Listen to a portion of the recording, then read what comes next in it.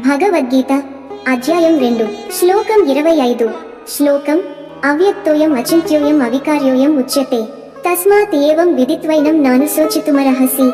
భావార్థం: ఈ ఆత్మను చూడలేరు, ఊహించలేరు, ఎలాంటి మార్పుకి లోనవదు. కాబట్టి ఈ ఆత్మ గురించి నీవు శోకించకూడదు. ఇది శాశ్వతమైనది. ఈ శరీరము, భావాలు మాత్రమే మారతాయి. తాత్విక దృక్పథం: శ్రీకృష్ణుడు ఇక్కడ మనకు జీవితాన్ని బోధిస్తున్నాడు. నీవు చూసేది, అనుభవించేది, ఊహించేది అన్నీ దేహస్థితులే, కాని ఆత్మ అలా కాదు.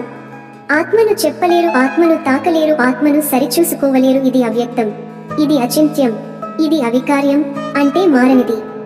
ఉపమానం: గాలి మనకెప్పుడు కనిపించదు, కానీ మనం దానిని అనుభవిస్తాం. అలాగే ఆత్మను చూడలేము, కానీ అది మన అస్తిత్వానికి మూలం. ఆచరణ పాఠం: ఈ శ్లోకం మనకు చెబుతోంది, నీవు చూడలేని, ఊహించలేని, మారని ఆత్మ వివరణ గురించి శోకించవద్దు.